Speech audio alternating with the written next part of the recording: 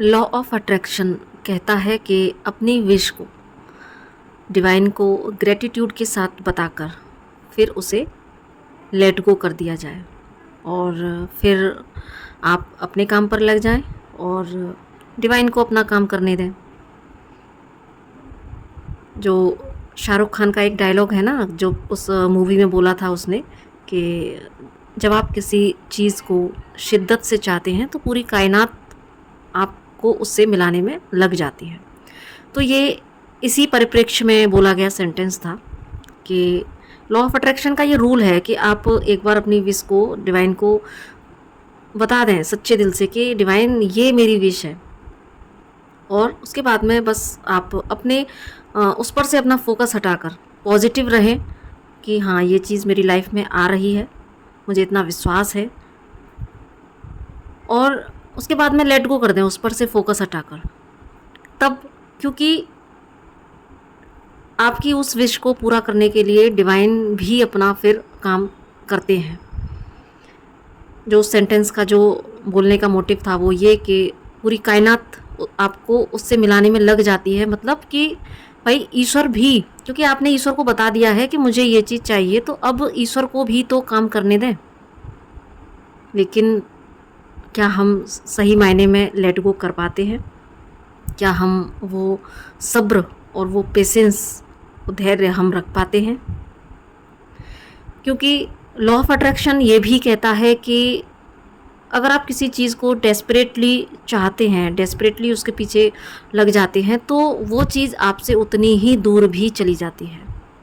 ऐसा होता है ना, ये हमारे एक्सपीरियंसेस भी हैं कि जिस चीज़ के पीछे हम जितना ज़्यादा भागने लगते हैं वो चीज़ उतना ही हमसे दूर कहीं छूटने लगती है, और वहाँ फिर हम कितनी सारी नेगेटिविटी को अट्रैक्ट कर लेते हैं, कितना पेन में चले जाते हैं, कितने वाई क्वेश्चंस डिवाइन के सामने हम रखते हैं। बेसिकली यहाँ पर आज मेरा लॉ ऑफ अट्रैक्शन के ऊपर कोई विचार रखने का मतलब नहीं था। ये तो मैंने यहाँ एक जस्ट शुरुआत की, जैसे मेरे को जो भी चैनलिंग होती जा रही है तो वह जस्ट मैं यहाँ पर स्टार्ट किया है जो डिवाइन के शब्द थे स्टार्टिंग में। क्योंकि लॉ ऑफ अट्रैक्शन की सीरीज़ में कुछ पार्ट्स मैं लिख चुकी हूँ, वीडियोस बना चुकी हूँ, तो आप प्लेलिस्ट में जाकर देख सकते हैं। लेकिन आज का जो बेसिकली जो टॉपिक है वो है सब्र और पेशेंस के ऊपर। क्योंकि ये दो सिनेरियो जो मैंने आपको बताए वो एक्चुअली घटते हैं हम सभी के साथ में, और मैंने ये देखा है, और मैं यहाँ आज जो बोल रही हूँ अपने व्यक्तिगत अनुभव के आधार पर ही मैं यहाँ पर वीडियो बनाती हूँ। ये मैं आपको हर वीडियो में बताती हूँ कि सब्र, जो अधीर व्यक्ति होता है, अधीर मतलब जो जिसके अंदर धैर्य नहीं है, जो सब्र नहीं रख सकता, मुझे ऐसा लगता है और ऐसा मैंने महसूस किया है कि एक अधीर जो व्यक्ति है, इम्पेशेंट जो व्यक्ति है, दुनिया का सबसे दुखी व्यक्ति है। क्योंकि जिसको सब्र करना आ गया, जिसके पास धैर्य की पूंजी है, वो व्यक्ति सबसे ज़्यादा, मेरी नज़र में वो सबसे ज़्यादा अमीर है। क्योंकि पेशेंस, सब्र, धैर्य इतने बड़े गुण हैं ना, जिसका हमें अंदाज़ा बहुत आगे जाके होता है जब हम, क्योंकि जितना ज़्यादा हम जिस चीज़ के पीछे भागते हैं उतनी ही वो चीज़ जब हमको नहीं मिलती। तो यहाँ पर डिवाइन हमें ये रियलाइजेशन कराना चाहते हैं, सब्र का लेसन सीखो। क्योंकि जब हम अधीरता की एनर्जी में होते हैं, इम्पेशेंट एनर्जी में होते हैं, तो वो जो क्षण होते हैं, जो वो चीज़ों को ना पाने का जो उस समय का हमारा जो एहसास होता है, बेचैन हम कब होते हैं कि जब हमें कोई चीज़ चाहिए, वो हमें हमारे अकॉर्डिंगली या हमारे टाइम पर नहीं मिल रही, तो हम इम्पेशेंट हो जाते हैं। और जब हम इम्पेशेंट होते हैं तो यकीन मानो वो जो क्षण होते हैं, वो जो समय होता है, उस समय ऐसा लगता है कि हमसे ज़्यादा दुखी व्यक्ति कोई है नहीं। हमारे अंदर जो भाव होते हैं, हमारे अंदर जो चीज़ें होती हैं, वो शब्दों में बयान नहीं की जा सकती। वो एक जो दुख का, जो एक लैक की जो एनर्जी होती है, वो आपको डीप डाउन कहूँ कहीं इतना ज़्यादा नेगेटिविटी में ले जाती है, जहाँ पर से कि आपका फिर से उठना बहुत मुश्किल होता है। बहुत बहुत एनर्जी लगती है खुद को फिर से ऊपर उठाने में, फिर से अपनी एनर्जी को रीगेन करने में। और यहाँ पर अगर हम छोटे एग्जाम्पल भी लें तो इम्पेशेंट हम किसी भी एस्पेक्ट में ले सकते हैं कि सपोज जैसे मैं अपना ही एग्जाम्पल दूँ कि मेरी जो आदत थी, अवेकनिंग से पहले जो मेरी आदत थी वो क्या थी कि बहुत ज़्यादा इम्पेशेंट एनर्जी थी मेरी। मान लो अगर मेरा मन है कि मुझे किसी से बात करनी है और मैंने बंदे को किसी को लगाया कॉल और अगर उस बंदे ने मेरा एक बार में कॉल नहीं उठाया तो मैं 2 बार करूँगी, 3 बार करूँगी, 4 बार करूँगी। तो उस समय मेरी ऐसी एनर्जी हुआ करती थी कि अगर किसी ने मेरा एक बार कॉल नहीं उठाया तो मैं उस बंदे को 10-20 बार कॉल कर दिया करती थी। उसके इनफैक्ट अगर उसके 2-4 नंबर भी मेरे पास है ना, तो हर नंबर पर, या फिर अगर मेरे को नंबर से नहीं उठाया तो मैं किसी दूसरे व्यक्ति का नंबर लेकर का फ़ोन लेकर उससे कॉल करना शुरू कर देती थी। क्योंकि उतनी देर में अगर किसी व्यक्ति ने एक बार फ़ोन नहीं उठाया तो उतनी देर में मेरे अंदर सारे कर्म हो जाते थे। मुझे लगता था कि अरे कहीं वो मुझसे गुस्सा तो नहीं हो गई या हो गया, या अरे कहीं उसको मेरी ये बात बुरी तो नहीं लग गई, अरे कहीं वो मेरे से रिश्ता तो नहीं ख़त्म कर देगा, है ना। तो ऐसी चीज़ें, यानी कि अगर किसी व्यक्ति ने एक बार में या 2 बार में कॉल नहीं उठाया तो उस व्यक्ति की चाहे उस समय कोई भी सिचुएशन हो सकती है, वो कहीं भी फंसा हुआ हो सकता है, किसी भी सिनेरियो में वो उस समय हो सकता है, लेकिन बिना जाने, बिना समझे, बिना परखे, और यहाँ जो इंसान के जो मेरे अंदर जो एक्चुअली यहाँ मैं अपना एक्सपीरियंस बता रही हूँ, तो मेरे अंदर जो चीज़ें घटित होती थी उतनी देर में इतने सारे क्वेश्चंस अपने माइंड में लगा लेना और उन क्वेश्चन के अपने आप ही क्वेश्चन करना, अपने आप ही आंसर बना लेना, जो चीज़ें नहीं भी हैं उनका भी इल्यूजन क्रिएट अपने माइंड में कर लेना और उनसे खुद ही दुखी होना। इनफैक्ट उस समय ऐसी हालत हो जाती थी कि मेरी बॉडी शिविर करने लगती थी, बहुत ज़्यादा फ्यूचर में आगे चली जाना और बहुत ज़्यादा नेगेटिव थॉट्स क्रिएट कर लेना, है ना, जो चीज़ नहीं भी है इल्यूजन क्रिएट कर लेना। तो वो सारी चीज़ें इतनी देर में उस 5 मिनट के सिनेरियो में मेरे अंदर घट जाता था और इतनी ऊर्जा मेरी जो है वेस्ट हो जाती थी। तो ऐसा ये मेरा एक्सपीरियंस था, लेकिन ऐसा होता है, कुछ लोगों के साथ में होता होगा। ये मैंने जस्ट एक एग्जांपल दिया। अब यहाँ पर इसके साथ में 2 चीज़ें भी हैं कि हमें यहाँ पर क्या इश्यू भी समझ में आया कि मेरे अंदर क्या था, सेल्फ वर्थ इश्यू, कोडिपेंडेंसी का इश्यू, यानी कि मैं सामने वाले उस व्यक्ति पर इतना कोडिपेंडेंट थी कि मैं उसको खोने से डरती हूँ। वो कोई भी हो सकता है, या मैं जस्ट एक एग्जांपल दे रही हूँ। मेरा सबके साथ में ये नेचर था, जिनसे भी मैं ज़्यादा अटैच थी, तो वहाँ पर मेरा इस तरह के सेल्फ वर्थ इश्यूज़ थे, कोडिपेंडेंसी के इश्यू थे, खोने का डर रहता था, और कहीं ना कहीं एक वैलिडेशन का कि मुझे सामने वाले व्यक्ति से वैलिडेशन चाहिए, मुझे सामने वाले व्यक्ति का साथ चाहिए, और मैं अपने आप को मैं अकेला खड़ा नहीं खुद को कर पाती थी। कहीं ना कहीं मैं सेल्फ लव में नहीं थी, अपनी वैल्यू नहीं कर रही थी, सेल्फ वर्थ इश्यू से ग्रसित थी। तो ये भी चीज़ें, इम्पेशेंट जो एनर्जी होती है वो हमारी इन इश्यूज़ को भी बाहर निकाल के लाती है। और यहाँ पर एक जो दूसरी चीज़ है, इसका दूसरी जो पहलू है वो ये कि कहीं ना कहीं, क्योंकि सेल्फ लव में आता है कि हम अपनी भी बाउंड्रीज़ को सेट करना सीखें, क्योंकि सेल्फ लव की भी एक बहुत बड़ी डेफिनेशन है। सेल्फ लव के ऊपर भी मेरी सीरीज़ बनी हुई है, तो वो भी आप देख सकते हैं प्लेलिस्ट में जाकर, और वो अभी भी जारी है। जैसे जैसे एक्सपीरियंस लेती जाती हूँ वैसे वैसे वहाँ पर डालती जाती हूँ वीडियोस। तो यहाँ पर सेल्फ लव के अंदर आता है कि हम अपनी भी बाउंड्रीज़ को सेट करना सीखें, कि कोई भी व्यक्ति हमारी बाउंड्रीज़ को में एंटर ना कर सके और हमारी पीस को भंग ना कर सके। और उसमें हमें ये भी सीखना होता है कि हम भी किसी की बाउंड्री में एंटर ना करें। हमें, यानी कि हमें भी सामने वाले व्यक्ति की बाउंड्रीज़ का रिस्पेक्ट करना आना चाहिए। लेकिन वहाँ जब एक व्यक्ति की इम्पेशेंट एनर्जी होती है तो वहाँ पर हम अपनी भी बाउंड्रीज़ का सम्मान नहीं कर रहे, और साथ ही साथ हम सामने वाले व्यक्ति की बाउंड्रीज़ का भी सम्मान नहीं कर रहे।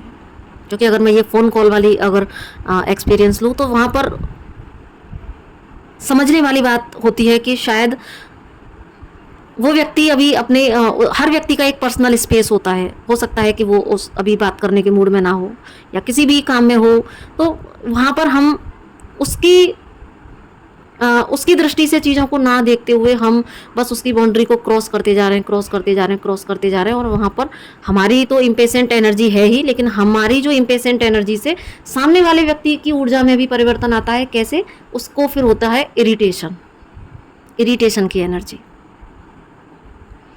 तो ये एक मैंने अपना एग्जाम्पल देकर बताया। तो इम्पेशेंट जो एनर्जी होती है इस तरीके से एक व्यक्ति को खुद ही इल्यूजन में डालती है, खुद ही उसको इतना दुखी कर देती है और खुद ही उसकी वाइब्स को इतना नेगेटिवली नीचे गिरा देती है कि उसका फिर से खड़ा होना, फिर से अपनी ऊर्जा को रीगेन करना, ये बहुत बड़ा टास्क हो जाता है। और लेकिन डिवाइन के यहाँ ये रूल है कि जब तक आपकी लाइफ में वो सारे जो चीज़ें हैं, वो सिनेरियो एक लूप वाइज आपकी लाइफ में घटते रहेंगे, तब तक घटते रहेंगे, तब तक घटते रहेंगे, जब तक कि आप उनसे लेसन नहीं ले लेते। और अवेकनिंग की प्रोसेस में ये सारी चीज़ें अब बहुत फास्ट हो जाती हैं, क्योंकि डिवाइन आपको कंप्लीटली सारे इश्यूज से फ्री कर देना चाहते हैं, सारे वुंड से फ्री कर देना चाहते हैं। आपके भीतर का जो एक पोटेंशियल है जिसको आप पहचान नहीं पा रहे, आप सेल्फ लव नहीं कर पा रहे, आप अपने भीतर की उस ऊर्जा को नहीं महसूस कर पा रहे, जो डिवाइन का अंश जो आपके भीतर है, जो आप अपने आप में सेल्फ सफिशिएंट हैं, आप सक्षम हैं अपने आप में, क्योंकि आप डिवाइन के उस दिव्य जो ईश्वर है उसके अंश हैं, आप डिवाइन हैं। और आप अपने आप को ही इतना कमतर समझते हैं, दूसरे के ऊपर डिपेंड, इमोशनली, मेंटली, हर तरीके से जब हम दूसरे के ऊपर को डिपेंडेंट हो जाते हैं कि सामने वाला व्यक्ति हमसे बात करेगा तो ही हम खुद को सरवाइव कर पाएंगे, या सामने वाले व्यक्ति से ही हमें वैलिडेशन मिलेगी तो ही हमारी चीज़ें ठीक हो पाएंगी। तो ये सारी चीज़ें एक लूप के रूप में आपकी लाइफ में तब तक घटती रहती हैं जब तक कि डिवाइन आपको सेल्फ लव के लेसन्स नहीं दे देते। तब तक घटती रहती हैं जब तक कि आप सब्र का पाठ नहीं सीख जाते। और यकीन माने, जिसके अंदर ये इम्पेशेंट एनर्जी होती है उसको उतने ही ज़्यादा पेन भी मिलते हैं, क्योंकि ये जो अधीरता की एनर्जी है बहुत ज़्यादा कष्ट देने वाली एनर्जी होती है। और डिवाइन आपको नहीं चाहते, क्योंकि सबसे ज़्यादा कष्ट डिवाइन को होता है हमें इस एनर्जी में देखकर। तो हमारे सामने वो ऐसे सिनेरियो जब तक क्रिएट करते रहते हैं जब तक कि आप नहीं इस सत्य को समझ पाते कि मुझे कैसे सब्र धारण करना है और कैसे मेरे चीज़ों के पीछे भागने से वो चीज़ें मेरे से उतनी ही दूर चली जाएंगी। ये चीज़ें आपको फिर धीरे धीरे समझ में आने लगती हैं, क्योंकि जितना ज़्यादा आप जिस चीज़ को हम डेस्परेटली जिसके पीछे भागेंगे वो आप देखना अपनी लाइफ में वो चीज़ें आपको उतना ही लेट रिसीव होती हैं। और फिर हम शुरू कर देते हैं शिकायतों का सिलसिला सामने वाले व्यक्ति से या उस ईश्वर से। और ये लाइफ के किसी भी सिनेरियो में घटित हो सकता है। यहाँ तो जस्ट एक ये एग्जांपल था।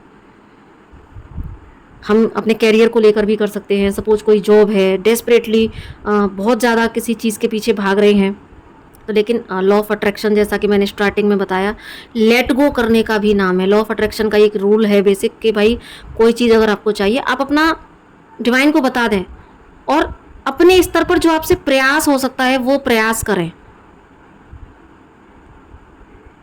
और यहाँ पर ये हमें थोड़ा सा देखना पड़ेगा कि हम व्यक्तियों के परिप्रेक्ष्य में ये बात कर रहे हैं या अपना जॉब कैरियर इसके रिगार्डिंग बात कर रहे हैं। क्योंकि अगर हम अपने कैरियर को यहाँ सेट करना चाहते हैं, कैरियर के लिए बात करना चाहते हैं, तो यहाँ हमें प्रयास करना होगा। और प्रयास करते समय सिर्फ एक पॉजिटिव एटीट्यूड के साथ में प्रयास करना, एक विश्वास रखना कि हाँ मेरे प्रयास सफल हो रहे हैं। और उसके बाद में कर्म है ना, जैसे कि गीता का मुझे यहाँ पर याद आ रहा है कि श्री कृष्ण भगवान ने कहा है कि सिर्फ अपना कर्म करो, फल की इच्छा मत रखो।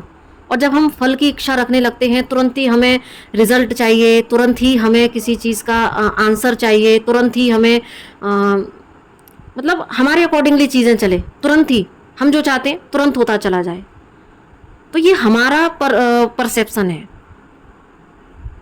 लेकिन सामने वाला व्यक्ति है, सामने जो सिचुएशंस है वो क्या है, या उस व्यक्ति की क्या सिचुएशन है, या क्या सिनेरियो बने हुए हैं, तो यहाँ पर हम नहीं कुछ जानते सामने वाले की चीज़ों को, या डिवाइन कैसे हमारे लिए काम कर रहे हैं। तो इतनी देर में ही हम अपना पेशेंस लूज कर जाते हैं। और फिर लेकिन डिवाइन तो डिवाइन है, वो फिर अपना खेल रचते हैं कि तू भाग, कितना भागेगा इस चीज़ के पीछे। वो सिर्फ डिवाइन सिर्फ आपसे समर्पण चाहते हैं। साईं बाबा ने सिर्फ दो ही शब्दों में अपनी वाणी रख दी। ये एक पाठ हमें सिखा दिया कि भाई सब्र और श्रद्धा रखो और सब्र रखो। श्रद्धा के साथ में मेरे पास में तुम आए हो, मेरे सामने मेरी अपनी आपने मनोकामना रखी है, तो बस मुझ पर छोड़ दो और बस सब्र रखो। तुम्हारे लिए मैं काम कर रहा हूँ, और जब तुम्हारा डिवाइन टाइम आ जाएगा, यानी कि जो परिस्थितियाँ डिवाइन क्रिएट करेंगे, वो भी मेहनत करते हैं हमारे लिए। पूरी हमारी जो स्पिरिचुअल टीम है, हमारे असेंडेड मास्टर्स, हमारे स्पिरिट गाइड्स, हमारे गार्डियन एंजल्स, पूरी टीम हमारे लिए लगी होती है। लेकिन सज्जनों, हम अपनी डेस्परेट एनर्जी में, अपनी अनअवेयरनेस की एनर्जी में, अपनी इम्पेशेंट एनर्जी में हम ये देख ही नहीं पाते कि हमारे वो परमपिता, हमारी पूरी स्पिरिचुअल टीम हमारे लिए लगी हुई है, क्योंकि अल्टीमेटली वो हमें खुश देखना चाहते हैं। अगर हमारे बच्चे हैं, हमारे प्रियजन हैं, अगर हमसे कोई चीज़ मांगते हैं, तो हमें एक माता पिता होने के नाते हमारा मन करता है कि अरे हमारे बच्चे की ये इच्छा है तो हम इसको पूर्ण करें, और वो भी कोशिश करते हैं। कई बार होता है ना कि किसी बच्चे ने कोई महंगा उपहार मांगा, लेकिन पेरेंट्स की अभी उतना नहीं है, तो लेकिन फिर भी पेरेंट्स के अंदर क्या होता है कि नहीं, मेरे बच्चे ने ये चीज़ मांगी है तो मुझे उसको देनी है। तो पेरेंट्स क्या करते हैं कि अगर उनकी उस समय नहीं भी ऐसी कंडीशन है, फिर भी पिता जो होता है ओवर टाइम काम भी करेगा, और माँ भी जोड़ के रखती है पैसे, है ना, कि कैसे भी मैं अपने बच्चे को सरप्राइज़ गिफ्ट दूँ। ऐसा होता है क्योंकि पेरेंट्स हमेशा चाहते हैं कि मेरे बच्चे ने जो चीज़ मांगी है वो मैं उसको दूँ। जनरली यही होता है। बाकी तो वो और भी अलग एक परसेप्शन है कि बच्चा की हर जिद पूरी नहीं की जा सकती, ये भी है। और यहाँ पर ये चीज़ डिवाइन और हमारे लिए भी लागू होती है कि कई बार जो चीज़ हमारे लिए अच्छी नहीं होती वो डिवाइन हमको नहीं देते, चाहे आप कितना भी मन्नत मांग लो, क्योंकि हम उसके बच्चे हैं। वो जानते हैं कि हमारे लिए क्या अच्छा है और क्या बुरा है। लेकिन जो चीज़ आपने मांगी, और डिवाइन जानते हैं कि वो चीज़ आपके लिए अच्छी है, अच्छी हो सकती है आगे, तो वो ज़रूर से आपकी विश को पूरा करते हैं। लेकिन उसको भी समय चाहिए, उसको भी वो परिस्थितियाँ आपके लिए, आपके अनुकूल उन परिस्थितियों का निर्माण करने का जो समय चाहिए, क्योंकि 3D में बहुत सारी चीज़ों को घटित होना पड़ता है, बहुत सारे तारतम्य बनने होते हैं। तो वो जब डिवाइन पहले 5D में क्रिएट करता है, उसके बाद में वो चीज़ें 3D में मैनिफेस्ट होती हैं। तो इतना वक्त तो हमें डिवाइन को देना चाहिए, लेकिन उतने में ही हम अपना जो पेशेंस लेवल है वो हम लूज़ कर जाते हैं, और नतीजा होता है कि हम फिर खुद ही एक दुखी वाली वाइब्रेशन में चले जाते हैं, शिकायत वाली वाइब्रेशन में चले जाते हैं, और बस हमारे एक्सपीरियंस में एक बैड एक्सपीरियंस शामिल हो जाते हैं। बाकी हम फिर और भी लोगों को, फिर हम जब हमारे एक्सपीरियंस इस तरह के होते हैं तो फिर हम सामने वाले व्यक्ति को क्या ही गाइड कर सकते हैं, क्योंकि एक व्यक्ति की एनर्जी से उसके आसपास के व्यक्तियों की एनर्जी इफ़ेक्ट होती है। तो इसलिए अगर हम चाहते हैं कि हमारी सारी विशेस पूरी हों, अगर हम चाहते हैं कि हमने जो भी चीज़ें डिवाइन से मांगी हैं, तो बस साईं बाबा के इन 2 शब्दों को हमेशा अपने जेहन में रखें कि श्रद्धा रखें और सब्र रखें। और एक शब्द जो मैं हमेशा अपने तरफ से जोड़ती हूँ वो ये कि समर्पण ज़रूर करें, क्योंकि समर्पण से श्रद्धा उत्पन्न होती है, और श्रद्धा आपको सब्र करना सिखाती है। तो समर्पण, श्रद्धा और सब्र, इन तीनों चीज़ों को लेकर अगर आप साथ चलते हैं तो आपको जीवन में अगेन एंड अगेन उस लूप में फिर नहीं फंसना पड़ता। अगेन एंड अगेन आपकी वाइब्रेशन अप और डाउन में नहीं जाती, क्योंकि अवेकनिंग के प्रोसेस में जितना आप अपनी वाइब्रेशंस को अपने ऊपर काम करके उठाते हैं, उतना ही अपनी इम्पेशेंट एनर्जी से अपनी वाइब्रेशन को नीचे भी हम गिरा सकते हैं। फिर से एक चैलेंज होता है, फिर से ऊपर उठो, फिर गिरो, फिर ऊपर उठो। तो इससे अच्छा है कि हम कई बार अगर ये सिनेरियो घटित हो चुके हैं तो हम यहाँ पेशेंस के लेसन ले लें और छोड़ दें ईश्वर पर कि अगर मेरे लिए अच्छा होगा तो वो मुझे ज़रूर मिलेगा। अगर इस समय आपने जो भी चीज़ें रखी हैं, अगर मेरी मैं कैसे समझाऊँ इसको कि या तो चलो किसी चीज़ों के ऊपर हो गया है ना, लेकिन कई बार बहुत सारी सिनेरियो होते हैं, तो वहाँ पर बस आपको ये समझना होगा कि अगर ये चीज़ इस समय मेरे लिए नहीं हो रही तो यहाँ पर ज़रूर कुछ ना कुछ ईश्वर का ही होगा। तो अगर हम इस चीज़ को समझ पाते हैं, इस एनर्जी में खुद को ला पाते हैं, इतना सब्र अगर हम रख पाते हैं, तो यकीन माने कि फिर आपसे बड़ा कोई अमीर नहीं हो सकता, आपसे बड़ा कोई सुखी नहीं हो सकता, क्योंकि सब्र हमें शांति देता है और शांति ही सबसे बड़ा धन है, हम सब लोग जानते हैं। क्योंकि जिसके पास संतोष और शांति का सुख आ गया, वो दुनिया का सबसे सुखी व्यक्ति है। तो आई होप इस वीडियो से किसी ना किसी को तो हेल्प ज़रूर मिलेगी, क्योंकि ये मैंने अपने एक्सपीरियंस को भी यहाँ पर पूरे ट्रुथ के साथ में यहाँ पर शेयर किया है। तो अगर इससे किसी को हेल्प मिली हो तो प्लीज़ मुझे ऐसे ही आप मोटिवेट करते रहिएगा। जो लोग पहली बार चैनल पर आए हैं तो प्लीज़ इसको सब्सक्राइब करते जाइएगा। बाकी और भी लोगों को इसको शेयर ज़रूर से कीजिएगा, ताकि आप ऐसी वीडियोस को और भी आगे सुन सकें। और प्लीज़ यहाँ पर आप बेल आइकन को ज़रूर से दबाइएगा, ताकि और भी वीडियोस की नोटिफिकेशन आपको मिल सके। बाकी और जो आपको सर्विसेज चाहिए, टैरो रीडिंग, न्यूमेरोलॉजी चार्ट दिखाना हो, या आकाशिक या पास्ट लाइफ रिग्रेशन, जो भी स्पेल कास्टर, जो भी है चीज़ें, आप मेरे से वेबसाइट के थ्रू या यहाँ पर जो नंबर दिया जाता है व्हाट्सएप का, तो आप वहाँ पर मुझसे कनेक्ट कर सकते हैं। बाकी इतना पेशेंटली यहाँ पर भी जो पेशेंस का एक लेसन है कि इतना पेशेंटली मुझे इतना लंबा वीडियो सुनने के लिए भी आप सभी का मैं दिल से धन्यवाद करती हूँ। तो इसी के साथ में नमस्ते, राधे राधे।